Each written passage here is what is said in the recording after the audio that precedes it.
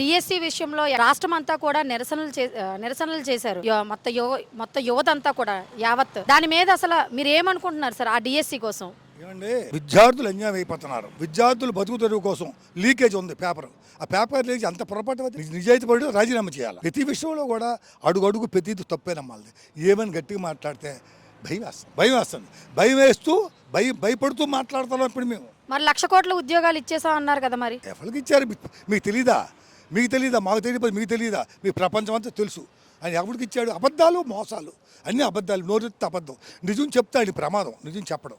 మరి లోకేష్ గారు నేను చర్చకు సిద్ధం, మీ జగన్మోహన్ రెడ్డి గారు చర్చకు సిద్ధమా అని చెప్పి నిన్న ప్రెస్ మీట్లో చెప్పారు కదా, దాని మీద ఏమంటారు? ఏమండి, ఆయన మాటలు కొన్ని పళ్ళకు చాలా దూరం.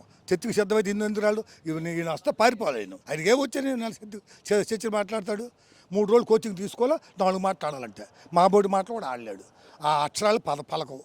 మావంటే మాకు వయసు ఎక్కువ పెరిగిపోయింది, పళ్ళు ఊడిపోయి కొంచెం తేడా వస్తుంది. ఆయనకే భాష రాదు, లేదు, ఆయన సినిమా లేదు. నెక్స్ట్ జగన్ గారు వస్తే ఒక్క సీటు కూడా రానివ్వం, తొక్కిపట్టి నారతీస్తామని చెప్పి డిప్యూటీ సీఎం పవన్ కళ్యాణ్ గారు చెప్తున్నారు కదా, మరి దానికి ఏమంటారు సార్ మీరు? ఆయన గురించి మాట్లాడేటమ్మా, ఆయన ఎందుకు పనికొస్తాడు?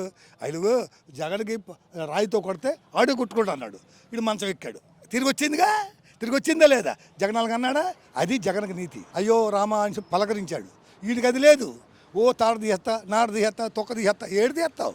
ఎందుకు ఈ మాటలు, పడిరాడు మాటలు? నువ్వు ఊడుకుని చేసుకొని బతుకు. ఇంత ధైర్యంగా నిలబడు. జగన్ వాడు పొత్తు కలుపుకున్నాడా? ఏమన్నాడా?